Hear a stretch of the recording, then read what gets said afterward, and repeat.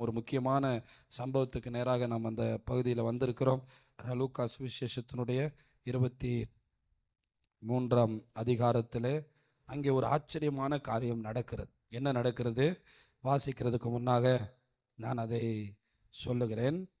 நீங்கள் இன்றைய தியானமாக 18ஆம் வசனத்தில் இருந்து அங்கே லூக்கா சுவிசேஷம் 23ஆம் அதிகாரம் 18ஆம் வசனத்தில் இருந்து 25ஆம் வசனம் வரைக்கும் நாம் இன்றைய தியானமாக அங்கே பார்க்கலாம். ஆண்டவரை பிடித்துவிட்டு அந்த விசாரணையெல்லாம் செய்து முடித்த போதும் பிலாத்துக்கு ஆண்டவர் மேலே எந்த குற்றமும் காணாதபடினால எப்படியாவது காப்பாற்றிடணும்னு பிலாத்து ரொம்ப அங்கே என்ன செய்கிறார்? முயற்சி எடுக்கிறார். அதனால் பண்டிகை நாட்களில் ஒருவரை காப்பாற்ற வேண்டும். ஏற்கனவே 3 பேரை பிடிச்சு வந்திருக்காங்க. ஏற்கனவே 3, நம்முடைய ஆண்டவராக இயேசுவோட சேர்த்து 4 பேர் நிற்கிறாங்க. இப்போ ஒரு ஆளை காப்பாற்றலாம், ஒரு வாய்ப்பு இருக்குது. அதில் 2 கள்ளங்களுக்கு வாய்ப்பே கொடுக்கப்படலை. அவங்க 2 பேரும் பெரிய குற்றவாளிகளாக இருப்பாங்க போல். அதை விட பரபாசும் ஒரு பயங்கரமான குற்றவாளி. அங்கே அந்த காலத்தில் பேர் பெற்ற கொலைக்காரனாக இருந்திருக்கிறான்.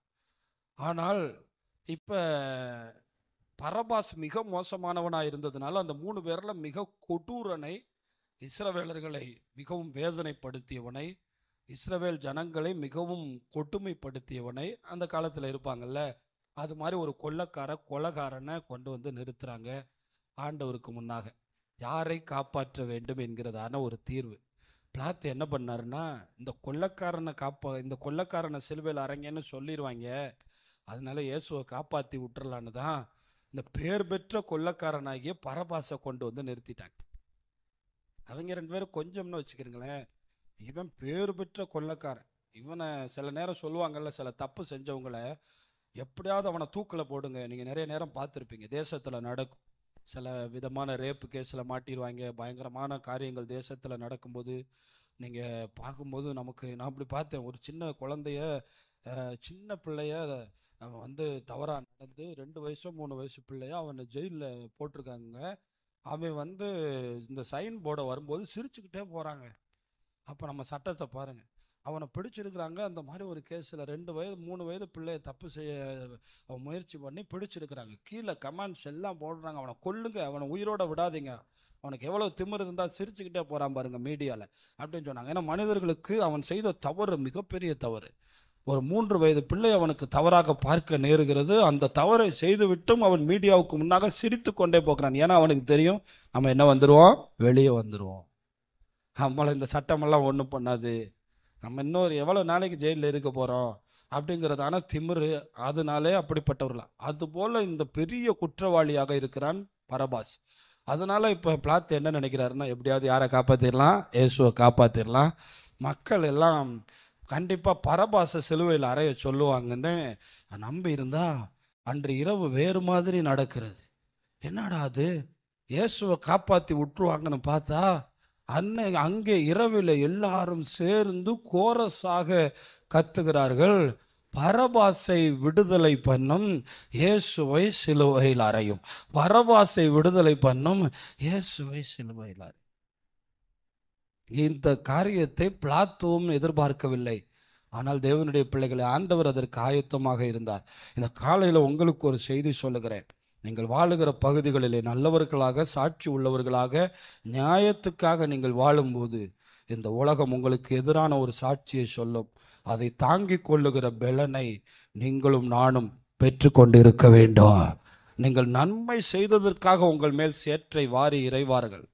நீங்கள் நல்லது செய்ததற்காக நீங்கள் தண்டிக்கப்பட வேண்டியது வரும். அது மட்டும்தான் ஒரு மனிதனால் தாங்க முடியாது. தீமை செய்யும் போது ஒரு அறைந்தால் நம்ம தப்பு செஞ்சதுக்காகத்தானே அடித்தான்னு நம்ம போயிட்டே இருக்கலாம். ஆனால் அங்கே ஒரு சத்தம் கேட்கிறது, இவனை சிலுவையில் அறையும், இவனை சிலுவையில் அறையும், இவனை சிலுவையில் அறையும். நிறைய நேரத்தில் கிறிஸ்துவை ஏற்றுக்கொண்ட பிற்பாடு இவ்வுலகத்தில் நீதி நியாயத்தை நீங்கள் தேடாதிருங்கள். இவ்வுலகத்தில் உங்களுக்கு ஒருவன் நியாயமாய் பேசுவான் என்று தேடாதிருங்கள். நீங்கள் செய்த நன்மைக்காக நீங்கள் நல்லவர்கள் என்று இந்த உலகம் சொல்லும் என்று தேடாதிருங்கள். நீங்கள் நல்லதே செய்தாலும் நீங்கள் நல்லவர்கள் என்று இந்த உலகம் உங்களை சொல்லும் என்று ஒரு நாளும் நீங்கள் நம்பி விடாதீர்கள். ஏனென்றால் அதை இந்த உலகம் செய்யாது. அதை இந்த உலகத்திலிருந்து நாம் எதிர்பார்க்க வேண்டிய அவசியம் இல்லை. அதை நம்முடைய தேவன் என்ன செய்தார்? போகிற இடமெல்லாம் நன்மைகள் செய்தார், எல்லா மனிதனுக்கும் உதவி செய்தார். ஒடுக்கப்பட்டவர்களை யாரெல்லாம் வந்தாலும், நம்ம கூட இங்கே வருகிறவர்கள் அநேகர் வருகிறார்கள். ஆனால் இயேசுவினிடத்திலே வந்தவர்கள், அவர் இந்த பூமியில் இருந்தபோது அவர் செய்த அற்புதங்களை சொல்லி மாளாதாம், எழுதினால் புத்தகங்களால் எழுத முடியாதாம். அவருடைய காதில் ஒரு சத்தம் கேட்கிறது, இவனை சிலுவையில் அறையுங்கள், இவனை சிலுவையில் அறையுங்கள். அதையும் அவர் தாங்கி கொண்டே தான் நிற்கிறார். அந்த நடுராத்திரியில் ஒரு பெரும் கூட்டம் எழும்புகிறது. இன்னொரு கூட்டம் இயேசுவுக்காக நிற்கிறது. அது வாய் திறக்க முடியாமல் அழுது கொண்டே இருக்கிறது. அந்த கூட்டத்துக்கு இந்த கூட்டத்துக்கு முன்னாடி நிற்கிறதுக்கு பலன் இல்லை. அந்த கூட்டம் கத்துல இந்த கூட்டம் கத்த முடியல. ஏன்னா அடுத்த சம்பவத்தை நீங்கள் பார்த்தீங்கன்னா தெரியும். இயேசுவை பிடிச்சு தீர்ப்பு செஞ்சு முடிச்ச உடனே எல்லாரும் ஓன்னு அழுவாங்க. பெண்கள் நைட்டில் எல்லாரும் நிற்கிறாங்க. அவர் தீர்ப்பு கொடுப்பார்ல பிலாத்து, இவரை சிலுவையில் அறைய ஒப்பு கொடுக்கிறேன் என்று அவர் தீர்ப்பு கொடுக்கும்போது ஒரு கூட்டம் கத்துது, அழுகுது, கதறுது. ஆண்டவர் பார்க்குறாரு, நீ எனக்காக அழுக வேண்டான்னு சொல்லிட்டே போகிறார். அப்போ அங்கே ஒரு கூட்டம் இயேசுவுக்காக நிற்கிது. ஆனால் இந்த கூட்டத்துக்கு முன்னாடி அதுபோல் நம்ம பல நேரங்களில் நம்ம நல்லது தான் செஞ்சோம், நம்ம ஆண்டவருக்காக நல்லது தானே வாழ்ந்தோம், நம்ம நல்லபடியாக தானே இருந்தோம், நம்மளை இந்த உலகம் இப்படி பகைக்குதே. ஆமாம், நம்மளை பகைக்கிறதுக்கு முன்னாடி அவரை பகைத்தது என்று நீங்கள் அறிய வேண்டும். அவ்வளவு நன்மை செஞ்ச அவரையே இந்த உலகம் பகைச்சிச்சுன்னா நீங்களும் நானும் ஏமாத்துறோம். அதனால இந்த உலகத்தில் நீங்கள் நீதி தேடக்கூடாது. போய் குற்றச்சாட்டுகளை சொல்லுவாங்க, செய்யாதவற்றை சொல்லுவார்கள், செய்த நன்மையை விட்டு விடுவார்கள். ஆமாம், செய்யாதவற்றையெல்லாம் நாம் செய்ததாக சொல்லுவார்கள். அதை தாங்கி கொள்ள வேண்டும். அது நம்ம என்ன செய்யணும்? பல நேரங்களில் அப்படி தான் நமக்கு தோணும், நம்ம பக்கம் ஒரு ஆள் கூட நிற்க மாட்டேங்குதே, நமக்குன்னு ஒரு ஆள் கூட நிற்கலையே அப்படின்னு. எனக்கு அதெல்லாம் வந்திருக்கிறது. சபை மக்களிடத்தில் இல்லை. இந்த ஒரு தடவை இந்த கட்டடம் கட்டும்போது ஒரு கல் தெரியாமல் விழுந்து விட்டது. அவர் 10 அடி, ஒரு 50 அடி தூரத்தில் அந்த வளைவில் தான் வந்தார். ஆனால் அவர் சொல்லிவிட்டார், எங்கள் மேலே வேண்டுமென்றே கல்லை போட்டு எங்களை கொல்ல பார்த்தார் என்று. சரியான போதையில் சண்டை. ஒரு 2 மணி நேரம், 1 மணி நேரம், 1.5 மணி நேரம் இங்கே நடந்திருக்கும்னு நினைக்கிறேன். ஒரு ஆள் கூட வந்து சொல்லலை. பக்கத்தில் இருக்கவன் சொல்ல மாட்டாங்க. ஆனால் நம்மக்கிட்ட சொல்லுவாங்க அவங்க நல்லவங்க தானே. ஆனால் நமக்கு சாட்சி சொல்ல யாரும் வரமாட்டாங்க. ஆனால் கர்த்தர் நம்முடைய நீதியை விளங்க பண்ணுவார். நம்முடைய நியாயத்தை பட்ட பகலை போல விளங்க போகணும். அந்த ஒரு நம்பிக்கையோடு நம் இந்த சிலுவையை கடந்து போகணும்.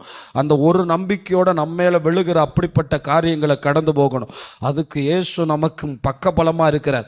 அவர் அப்படிப்பட்ட பாதையில் கடந்து போயிருக்க. நினைச்சு பாருங்க, உலகத்துக்கே நன்மை செஞ்ச கடவுளுடைய காதுகளில் கேட்கிறது, இவனை சிலுவையில் அறையும். அந்த சத்தத்துக்கு முன்னாடி பிலாத்துவால ஒண்ணுமே செய்ய முடியலங்க. அவ்வளவு கத்துறாங்க, அம்மா பரபாசை விடுவியும், இவனை சிலுவையில் அறையும் என்கிற சத்தம். வேதம் அப்படித்தான் சொல்லுகிறது. வேறு வழியின்றி ஒரு தீர்ப்பு கொடுக்கிறான். வேறு வழியின்றி. ஏன்னா முதல்ல தப்பிச்சு ஏரோதுட்டு அனுப்பி விடுறாரு. இப்போ வேறு வழியே இல்லாமல் இந்த பிலாத்து வந்து ரோமாபுரியை சேர்ந்தவன். இவனை குறித்து நான் பார்க்கும்போது ரோமாபுரியில் பிறந்தவன், திருப்ப ரோமாபுரியிலே போய் அவன் மறிக்கிறான். ஆனால் ஏரோதுக்கள் எல்லாம் யூதர்களாகத்தான் இருந்திருக்கிறார்கள். அந்திப்பா இவங்க எல்லாமே இந்த அடுத்து ஏரோதனுடைய இவங்க எல்லாம் யூதர் இனத்தை சேர்ந்தவங்க. அதான் அவங்க காற்பங்கு தேசாதிபதிகள். இவன் தான் தலைவன், ஆளுநர். இவர் தான் நேரடியாக அங்கிருந்து நியமிக்கப்பட்டவர்கள். ஏரோதுக்களும் அங்கிருந்து தான் நியமிக்கப்படுவார்கள். ஆனால் யூத மக்களைப் போல யூத மக்களோடு ரொம்ப நெருக்கமாக இருப்பார். இவன் தான் ரொம்ப பயங்கரமான அத்தாரிட்டி. ராயன்ட்ட கணக்கு கொடுக்க வேண்டியவன். அப்போ இவன் என்ன சொல்லிடுவான்? அந்த தேசத்தை ஒரு பெரிய கலகம் உண்டாகிவிட்டது, என்னால் ஒன்றும் செய்ய முடியவில்லை, மக்கள் எல்லாம் ஒன்று சேர்ந்து விட்டார்கள், அவரை சிலுவையில் அறைய வேண்டும் என்று சொன்னார்கள் என்று சொல்லி ஆண்டவருக்கு விரோதமான ஒரு தீர்ப்பை கடைசியில் இந்த பிலாத்து மட்டும்தான் அந்த ரோமர்களுடைய வரலாறிலே மிகவும் பேர் பெற்றவனாக மாறி போய்விட்டானான். ஏனென்றால் இவன் இயேசுவை சிலுவையில் அறைய ஒப்பு கொடுத்ததினாலே.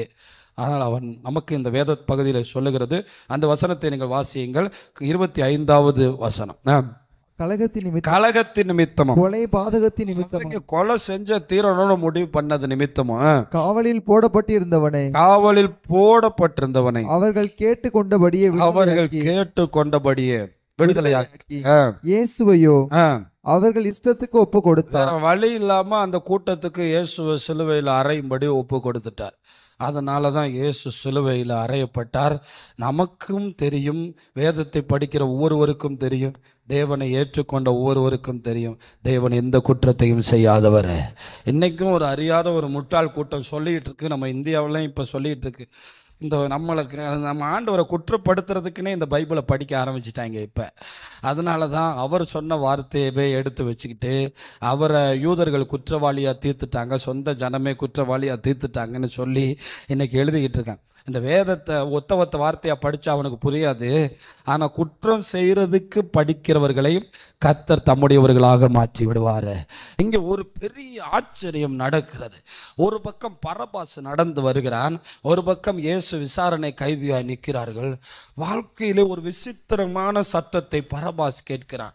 இன்னும் சில மணி நேரங்களில் பிடித்து சிலுவையில் அறையப்பட போகிறோம் என்கிற ஒரு பயத்தோடு பரபாஸ் நிற்கிறான். என்னுடைய நிமிடங்கள் எண்ணிக்கொண்டிருக்கிறது, நான் சாக போகிறேன், நான் பெரிய குற்றவாளி, நான் கொலை குற்றவாளி, நான் பயங்கரமான குற்றவாளி, என்னை விடவே மாட்டார்கள் என்கிற நம்பிக்கையிலே அவன் நடந்து வருகிறான். அவனுடைய இருதயமெல்லாம் படபடத்து நிற்கிறது. ஏனென்றால் சில மணி நேரங்களிலே அவன் சாக போகிறான். வாழ்க்கையிலே முதலாக ஒரு சத்தம் அவன் காதில் விழுகிறது, இவனை விடுதலை பண்ணுங்கள், இவனை விடுதலை பண்ணுங்கள், இவனை விடுதலை பண்ணுங்கள். அதிர்ந்து போகிறான். இது என்னடா அது, நம்மளை விட பெரிய குற்றவாளி யாரோ மாட்டிட்டானா? இந்த உலகத்திலே பேர் பெற்ற குற்றவாளி நம்ம தான், நம்மளை விட பெரிய ரவுடி மாட்டிட்டானான்னு எட்டி எட்டி பார்க்கிறான். அங்கே ஒருவர் இரத்த வெள்ளத்திலே கிடக்கிறார்.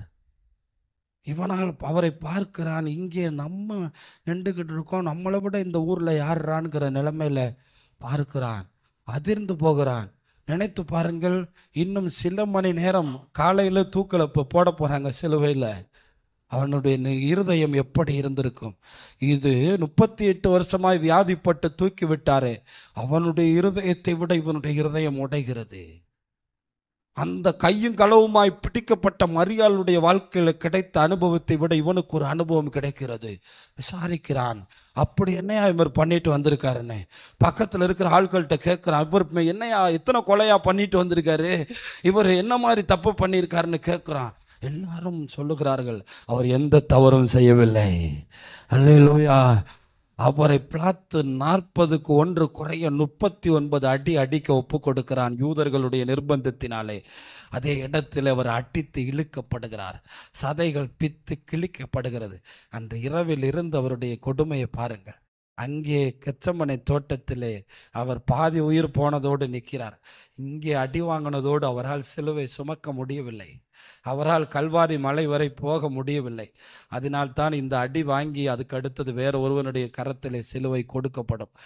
இந்த அடியெல்லாம் பார்க்கும்போது தெரியும் அல்லவா, நார்மலாக ஒரு கொள்ளைக்காரனை சிலுவையில் சுமந்தா அடிக்கு ஒப்பு கொடுத்தா என்ன செய்வான்? கெட்ட வார்த்தையில திட்டுவான்.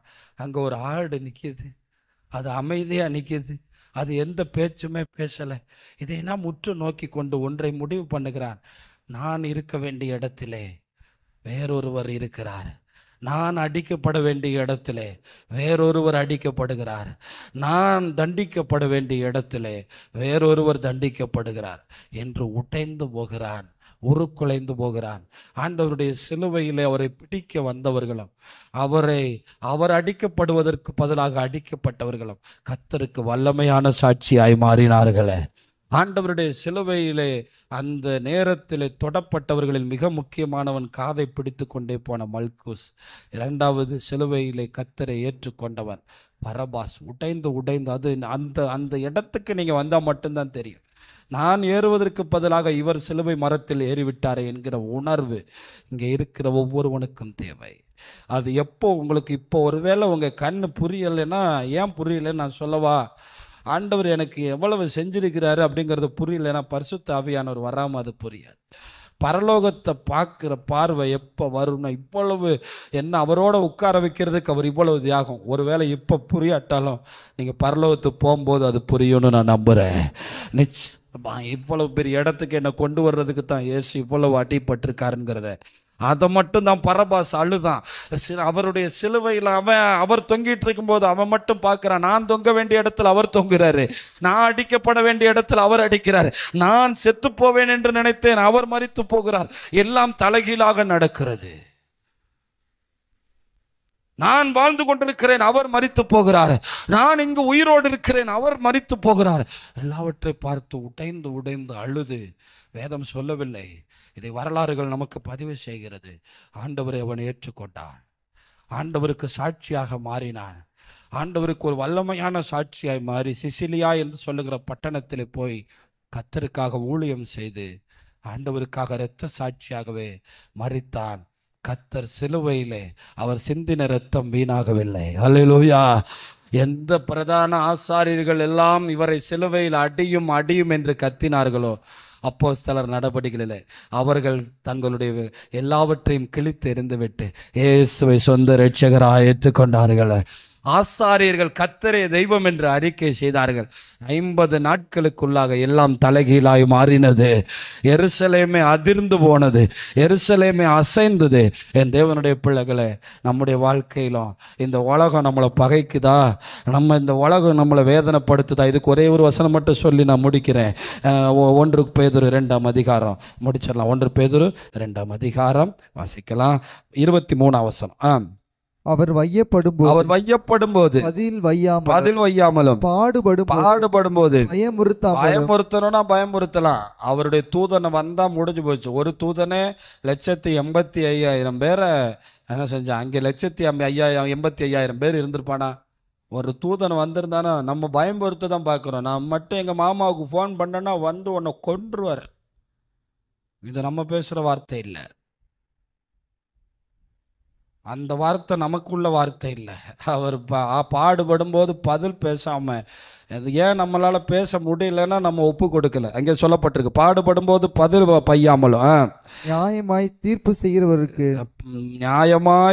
செய்கிறவருக்கு ஒப்புவித்தார். அவ்வளவுதான், நியாயமா தீர்ப்பு செஞ்சார். இன்னும் 3 நாள்ல எல்லாமே மாறப்போகுது, எல்லாமே மாறப்போகுது. அதனால தான் ஆண்டவருக்கு தெரிஞ்சிருச்சு, எவ்வளவு நாள் இவன் திட்ட போகிறான்.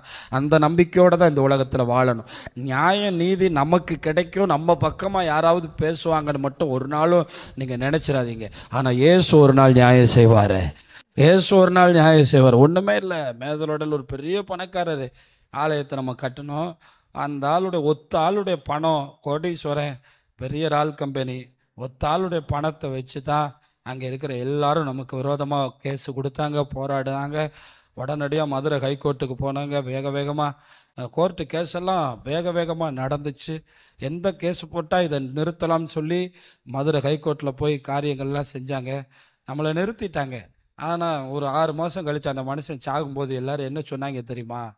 சர்ச்சை நீ நிறுத்தினில்ல, சர்ச்சை போட்டுனில்ல, இன்னைக்கு அந்த மனுஷன் உயிரோடே இல்லை. மொத்தமாக அது வேற யாரும் இல்லை, நம்ம சர்ச்சுக்கு முன்னாடி இருக்கிற அவங்க போலீஸ்காரர், அவருக்கு ரொம்ப க்ளோஸ் ஃப்ரெண்ட், அவர் தான் சொன்னாராம். அவர் தான் சொல்லி அழுததா எல்லாருமே சொல்கிறாங்க. சர்ச்சுக்கு விரோதமாக மட்டும் போகாதன்னு உன்கிட்ட கெஞ்சி கேட்டனடா. இன்னைக்கு கோடீஸ்வரன் அவங்க ரால் கம்பெனி வச்சு பெரிய பணக்காரன், மேதலோடையில் பெரிய மாடி வீடுகளை கட்டினவன், பெரிய காருகளை, எல்லா சம்பத்துக்களை வச்சுருக்கவன். இன்னைக்கு இல்லைங்க, அவர் நியாயமாக தீர்ப்பு செஞ்சிட்டார், அவர் நியாயமாக தீர்ப்பு செஞ்சிட்டார். நம்ம ஒன்றும் சொல்லலை. நம்மளை சொன்னாங்க, இந்த ஊருக்கு எதுக்குடா வந்த, நீ யாரா போங்கடான்ட்டாங்க. நம்ம யாருமே பேசலை, வெளியே வந்துட்டோம். உனக்கு என்ன இருக்குன்னு கேட்டாங்க, நம்ம வந்துட்டோம்.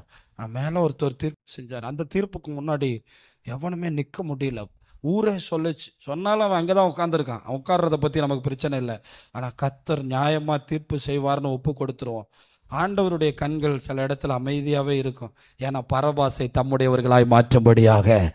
எங்கே பரபாசை காப்பாற்றுறது மட்டும்தான் அவருடைய வேலை. அந்த மாதிரி பரபாசுகள் தான் இன்றைக்கி நம்மெல்லாம் ஒடுக்கப்பட்ட தண்டிக்கப்பட வேண்டிய நம்மளை கர்த்தர் மீட்டு எடுத்தார். அந்த சிலுவையில் 2 காரியத்தை நம்ம கற்றுக் கொடுக்குறாரு. ஒன்று, அதனால நம்ம ஏரியாவில் இருக்கிற பெரிய குற்றவாளிகள் அவனை தான் கர்த்தர் சந்திக்க போகிறாரு. ஒதுக்கப்பட்டவன், ரவுடியாக இருக்கிறவன், நான் அப்படி தான் சொல்லுவேன். நம்ம வர்ற சிஸ்டர்கள்ட்ட, அவன் ரொம்ப கொலகார பணமாக இருக்கான் பிரதர், அருவா வச்சுக்கிட்டே இருக்கான், கழுத்து அருவா வைக்கிறான், அவனை தான் கர்த்தர் தேடுறாரு. அவருடைய கண்கள் பரபாசின் மேல் நோக்கமாக இருக்கிறது. அவனுக்கு தான் ரட்சிப்பு. எழும்பி நிற்கலாம், ஜெபம்